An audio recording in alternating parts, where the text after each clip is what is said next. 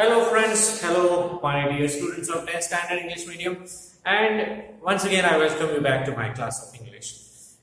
Today we are going to discuss about the new chapter of our textbook Footprints with Our Feet, and as you can see on the board we are going to discuss the fourth chapter of the book, that is a question of trust, which has been written by Victor Canning. Okay, it's a very good, very nice, very humorous kind of sarcastic short story written by Victor Canning. Okay, so in this lecture I'm going to explain you about the story itself in the form of summary. I will do the summarization of the story, and then after a little bit of a discussion about how to solve the exercise of this particular lesson also. ठीक है, तो थोड़ा सा मैं हिंदी में भी बोलूँगा ताकि आपको पूरा का पूरा समझ में आए. ओके, और उसके बाद भी अगर आपको कोई डाउट होता है तो you can always convey your doubts to me through the messages. Okay, so this is the story which has a background in England because it's written by English author. Okay, Victor Canning जो है वो England के author थे और story का जो main character है, okay, who's the name of the main character is Horace Danby. Horace Danby, you should remember this name. Okay, now in case if we talk about this character of Horace Danby, and he's a 50-year-old person, a kind of a reputable person in the society. He has a good business also. He is into the business of making locks. वो locks बनाने का business करता है और society में अच्छी उसकी reputation है. 50 साल की उसकी उम्र है. ठीक है, and he has also employed 2 persons in his shop, in his lock making business. Okay, so overall he is a happy person and he has a habit of reading. Generally ऐसा माना जाता है कि जो रीडिंग करने वाले होते हैं बहुत ही नॉलेजेबल इंसान होते हैं, इंटेलिजेंट होते हैं, काफी शांत होते हैं. They have typical characteristics and those all characteristics have been possessed by Horace. तो ये सारी खूबियां जो है वो हॉरेस में भी है. तो एक अच्छा खासा एक पॉजिटिव इंसान है. ठीक है, और we can also say that he is a happy person overall. But the biggest fault in his character is he is a thief, he is a robber. वो एक चोर भी है और ये बात किसी को मालूम नहीं है. लेकिन ये एक प्रोफेशनल चोर नहीं है. He is not into stealing on regular basis. ठीक है, since he has a habit of buying expensive books, that's why in order to meet up with the expenses of buying those expensive books, he steals once or twice in a year. ठीक है, 1-2 बार, साल भर में 1-2 बार वो चोरी करता है. And he ensures that he would burgle the houses of only the rich people. ठीक है, जिनके पास बहुत पैसे हैं उनके घर में ही वो चोरी करता है. इंटेलिजेंट इंसान है, जैसा कि मैंने आपको आगे बताया, क्योंकि लॉक मेकिंग का उसका बिजनेस है.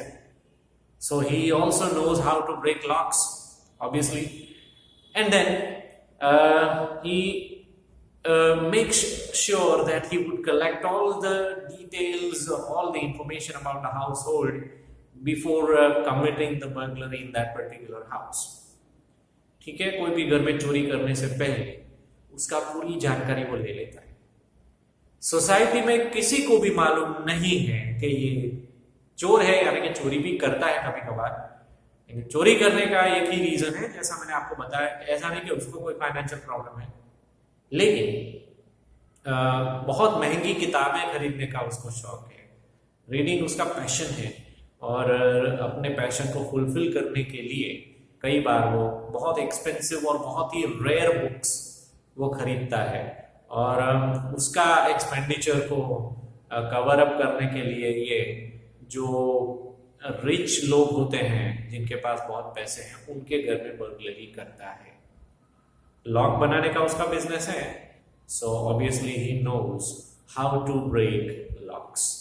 लॉक्स को किस तरह से तोड़ा जाता है. इवन जो पासकोड वाले, जो नंबर पासकोड वाले जो लॉक्स होते हैं, ठीक है, उनको भी हैक करके तोड़ना इसको आता है.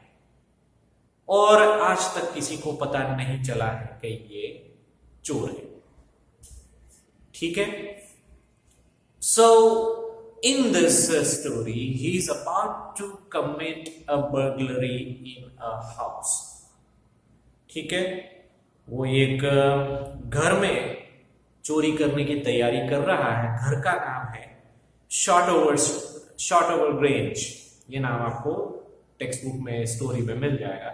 शॉर्ट ओवर ग्रेंज घर का नाम है। और उसको मालूम है कि घर वाले घर पे अभी नहीं है, बाहर गए हैं और कुछ दिनों के बाद आने वाले हैं।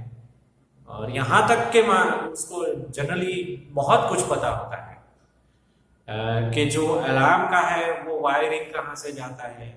ठीक है। घर में अलमारी वगैरह जो पड़ा है, सेफ जिसको कहते हैं इंग्लिश में, ठीक है, वो कहाँ पे पड़ा है। वो टिपिकल लॉक वाला सिस्टम है या फिर पासकोड वाला लॉक सिस्टम है, वो भी उसको मालूम है। यहां तक कि उस घर के कुत्ते का नाम भी उसको पता होता है।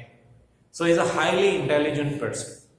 लेकिन ये स्टोरी में हमें ये पता चलेगा, towards the end of the story we are going to learn that even the most intelligent people also would falter when they are trapped in the crisis। ठीक है। तो ऐसा ही कुछ होता है लास्ट में कि जब ये इतना इंटेलिजेंट है उसके बावजूद भी जब ये क्राइसिस में फंस जाता है तो किस तरह का स्टूपिडिटी जो है वो कमिट करता है और फिर फंस जाता है। ओके। तो जो घर की हम यहाँ पे बात कर रहे हैं शॉर्ट ओवर ग्रेंज, वहां पे चोरी करने के लिए वो एंटर होता है। उसकी एक फिजिकल तकलीफ भी है कि he is allergic to the smells of flowers। ठीक है। जो फूलों की खुशबू आती है, कोई भी फ्लावर है तो उसकी खुशबू से उसको एलर्जी है। तो as soon as he would smell the flower he would start sneezing। So as soon as he enters into the house, on the doorway itself he sneezed because he smelled a flower over there। वहां पे कोई फूल की खुशबू उसके नाक में चली जाती है और उसको स्नीजिंग आती है। लेकिन कोई बात नहीं, उसको तो ऐसा लगता है घर में तो वैसे भी कोई नहीं है, it's okay. But strangely as soon as he opens the door, okay, तो अंदर से उसको आवाज आती है। ठीक है। और अंदर से आने वाली आवाज उसको सार्कास्टिक टोन में ऐसा बताती है कि आपके ये खांसनी का बीमारी जो है वो मैं ठीक कर सकती हूं। ठीक है। इसका मतलब ये वो औरत है। ठीक है। औरत की आवाज उसको अंदर से सुनाई देती है। अचानक से ये चौंक जाता है कि जो घर में बंद समझ रहा था, घर वाले तो यहां से बाहर है, मुझे पक्का मालूम है, तो ये अंदर से किसकी आवाज है। Okay. So with in instinctive reaction he started running from there. वो वहां से दौड़ के भाग के चले जाने की तैयारी करता है, लेकिन वो लेडी उसको इमीडिएटली स्टॉप करती है।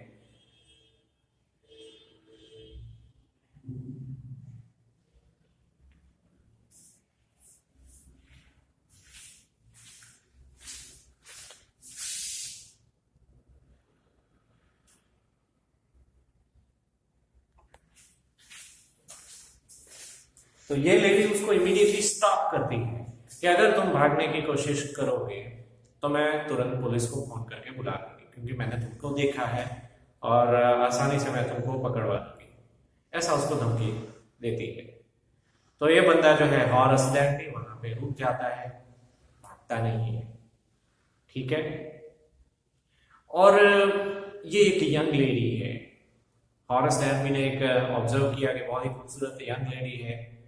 Okay, she was dressed in red and she was looking very beautiful and she was behaving very unusually casual in a casual manner। Okay, and she implied that she was the house owner। वो इस घर की मालकिन है, ऐसा उसको बताती है। लेकिन उसको वो बताती है हॉरस को कि एक्चुअली वो घर में अकेली है, घर वाले नहीं है यहाँ पे, कोई रीजन की वजह से उसको घर में अकेला रुकना पड़ा है। ओके। और उसको भी एक प्रॉब्लम है कि उसके पास कुछ गहने हैं। ठीक है। जो आज रात को एक पार्टी में वो पहनने वाली है। Right. But Those ornaments are kept in a safe in the house. घर के अंदर एक सेफ है, यानी कि अलमारी है, उसके अंदर वो गहने रखे हुए हैं। सेफ जो है वो लॉक किया गया है और उसको उसका जो पासकोड है वो मालूम नहीं है। Her husband would have given him, but she had completely forgotten that passcode. Okay? And in fact, the husband also did not know that the ornaments are kept in a safe. ये lady उसको ये भी बता दी, मेरे husband को मेरे ornaments यहाँ safe में तिजोरी में रखे गए हैं, वो उनको मालूम नहीं, मैंने उनको प्रॉमिस किया था कि वो बैंक के लॉकर में रखवा देंगी। ये सारी बातें हॉरेस के साथ वो शेयर करती है, ठीक है। और कोइंसिडेंस ऐसा है कि उसी दिन शाम को उसको कोई पार्टी में जाना है और ऑर्नामेंट्स पहनने हैं उसको, ठीक है। And she did not want to tell this to her husband.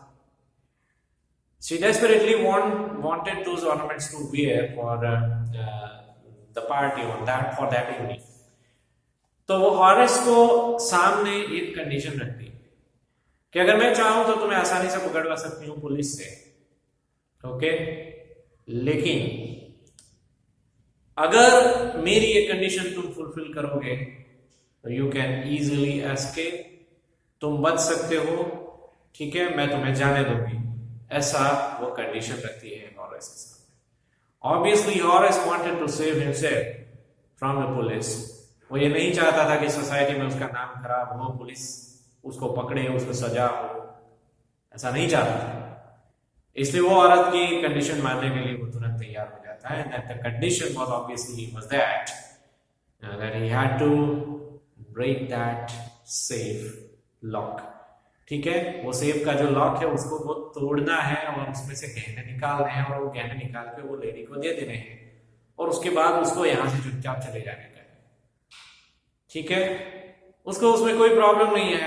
Horace तो यही सोच रहा है कि एक्चुअली चलो कोई बात नहीं, मेरी जान तो बच जाएगी इतना करने से, लॉक तो आसानी से टूट जाएगा, because he knew it very well how to break the locks, even the numbered lock, okay, which were protected with the passcodes. तो कुछ ही देर में शर्त मान लेता है, कुछ ही देर में वो लॉक जो सेफ का लॉक है वो तोड़ के लेडी को दे देता है, ठीक है, और वहां से चला जाता है। But immediately in the sense on the following day itself, Horace was caught by police. Police उसको अरेस्ट कर लेती है चोरी के इल्जाम में, ठीक है। और ये तो चौंक जाता है कि मैंने तो मैं कैसे चोर हो सकता हूँ, मैंने तो सब उसका इंतजाम कर दिया था पुलिस से बचने का, वो लेडी की शर्तें भी मान ली थी, ऐसा वैसा। लेकिन अब उसके सामने ये बात आती है कि 2 दिन पहले उसने घर में चोरी किया था, शॉर्ट ओवर ग्रेंज घर का नाम था, और उसी घर के अंदर से the police was able to find the fingerprints from all over the houses, ठीक है। घर के हर एक जगह पे उसको फिंगरप्रिंट्स जो है वो उसको मिल जाते हैं। उसने दरवाजे से लेकर, उसके गेट से लेकर दरवाजे पर और वहां पे सेफ पे और जगह जगह पे उसने अपने फिंगरप्रिंट्स छोड़े थे, okay. And then it was found out, the most shocking surprise for Horace to learn that घर का कोई भी मेंबर उस वक्त घर पे नहीं था। He tried to convince the police कि एक यंग लेडी जो कि घर की ओनर थी, उसके कहने पर उसने वो लॉक तोड़ा था, उसके गहने निकालने के लिए उसने लॉक तोड़ा था। लेकिन पुलिस ये बात मानने से इनकार कर देती है। उसको ये बताती है हॉरेस को कि हाउस की जो ओनर है वो उस वक्त घर पे ही नहीं थी। Moreover she was a 60-year-old lady, not a young and beautiful lady, ठीक है। तो ये दो चौंका देने वाली बात जो है वो हॉरेस के सामने आती है। कि घर की मालकिन जो है वो यंग में एक बूढ़ी औरत है 60 इयर्स ओल्ड, और वो उस वक्त घर पे भी नहीं थी। जो घर में थी तो फिर वो कौन सी औरत थी? तो क्योंकि इसका चोर का दिमाग है, इसलिए उसको तुरंत पता चल जाता है कि somebody had very cleverly and very intelligently played a trick on him। वो खुद भी एक चोर थी जो उसके आने से पहले ऑलरेडी घर में मौजूद थी, लेकिन बचने के लिए और गहने गहने उसको मिले भी सही और वो खुद भी बच जाए, उस तरह से उसने एक गेम खेला और उसके साथ बिना कहीं पे छुए हुए वो गहने जो है वो हॉरेस के हाथों सेफ से निकलवा दिए। लेडी ने वो गहने ले लिए और बहुत ही इजीली हॉरेस को उससे पहले कन्विंस किया कि she was in fact the owner of that house.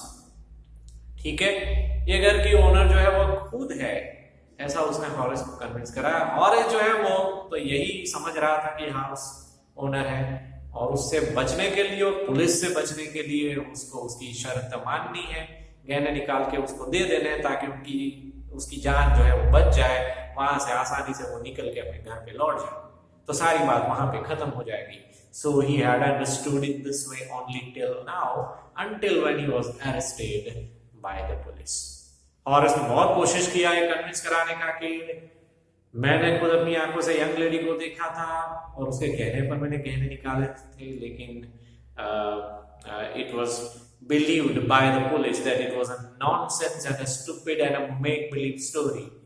ऐसी कोई यंग औरत घर में नहीं थी, एक नॉनसेंस स्टोरी है बचने के लिए, क्योंकि घर की हाउस ओनर उस वक्त घर पे ही नहीं थी, प्लस वो 60 ईयर ओल्ड लेडी और घर से बाहर थी उस वक्त। हर उसको पता चल जाता है कि चाहे मैं जितना भी इंटेलिजेंट चोर क्यों नहीं हूं, लेकिन मुझसे भी ज्यादा इंटेलिजेंट लोग इस दुनिया में हो सकते हैं, ऐसा उसको अंदाजा हो सकता है।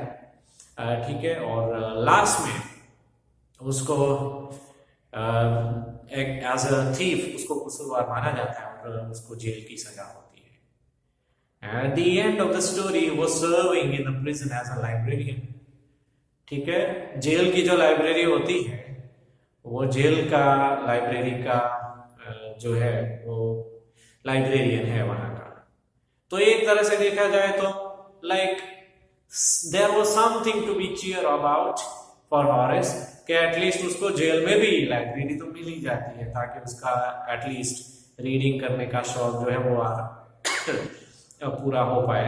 हालांकि वो नॉर्मल लाइफ भी नहीं जी सकता है, but over here it is proved in the story that even the most intelligent people, चाहे आज तक जो नहीं पकड़ा गया है चोर, ठीक है, वो ऐसा ही समझता है कि इतनी हजारों चोरियां करने के बाद भी अगर आज मुझे कोई पकड़ नहीं पाया है तो फिर कोई मुझे क्या कर सकता है, कोई मुझे नहीं पकड़ पाएगा, ऐसा ही हमेशा चोर समझते हैं। लेकिन कभी ना कभी ये फंस जाते हैं, और it also proves that the same principle that I told you in the beginning of the story, कि बहुत इंटेलिजेंट इंसान भी जब क्राइसिस में फंस जाता है, ठीक है, तो उसका दिमाग जो है वो सही ढंग से सोचना छोड़ देता है।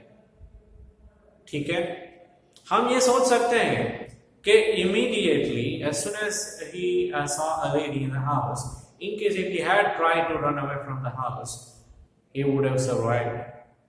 क्योंकि वो औरत ने जो धमकी दिया था उसको पुलिस से पकड़वा देने का, तो वो तो खुद चोर थी, तो वो कोई फोन नहीं करने वाली थी, पुलिस को नहीं बुलाने वाली थी। लेकिन ये बात हॉरेस को दिमाग में स्ट्राइक नहीं हुआ और वो नहीं भागा। अगर भाग गया होता तो बच गया होता, but his mind did not think in that way। okay? और कुछ दूसरा तरीका उसने बचने का अपनाया, और unfortunately in that idea or itself he was trapped badly। और जो गहने उसने अपने लिए वो चोरी नहीं किए थे उसी की उसको सजा हुई। जो रेगुलर बर्गलरी वो करता था उसमें उसको कोई आज तक सजा नहीं हुई, लेकिन हम ये मान सकते हैं कि आखिर तो वो चोर था ही। ठीक है, तो अपने कर्मों की सजा तो कभी ना कभी भुगतनी पड़ती है। तो this was the kind of karma that deceived him at the end and he was trapped into his own net. ठीक है, तो इस तरह से ये स्टोरी यहाँ पे खत्म होता है। एंड क्वेश्चन है एक्सरसाइज के अंदर, ठीक है। तो पहला क्वेश्चन है what does Horace Danby like to collect. So obviously it's a very very easy answer. We can say that Horace Danby like to collect the expensive books. Okay, एक ही सेंटेंस में उसका आंसर दिया जा सकता है। The second question is why does he steal every year? हर साल वो सब चोरी क्यों कर रहा है? So obviously we may provide a reason in the answer that every year he used to steal because he wanted to collect the funds that was required to buy the expensive books, because he was very fond of buying the expensive and rare books. Reading was his passionate hobby, and that's why he wanted to do the burglary every year in different households of rich people. Okay. Then the third question is who is speaking to Horace Danby. तो इस question के answer में आपको description देना है वो young lady का। Okay, from inside the house a young lady was speaking to Horace Danby. She was looking pretty beautiful and she was dressed in red. Okay, she had an impressive voice. Okay, and she pretended or else she implied that she was the owner of that house.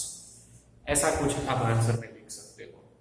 Okay, and then the fourth question asks us about who is the culprit of the story.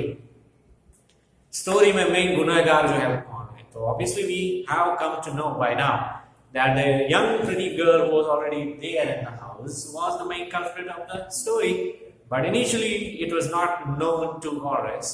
It was towards the end of the story only that we are finding out that the real culprit of the story was that young pretty woman. Okay. उसके बाद think about it कि जो extended answer है उसके answer थोड़े लंबे होंगे, ठीक है। तो उसमें आपको अपना ओपिनियन यूज करके आपको आंसर्स इसके लिखने हैं, ठीक है। Mostly those questions are opinion based answer, right? In case if you want to use the reference books for writing these answers, then please use CAM publication. That sounded to be the best book to write the answer. या तो फिर आप नवनीत का book भी इस्तेमाल कर सकते हो, ठीक है। And read the story for at least 2 or 3 times in order to understand it properly. उसके बाद ही आपको एक्सरसाइज करना है। उसके बावजूद भी अगर कोई डाउट रह जाता है तो आप मुझे कन्वे कर सकते हैं, ठीक है। तो यहाँ पे ये लेसन खत्म होता है। Thank you very much for your time. Enjoy the rain and enjoy a lot with your family. You have a fantastic day.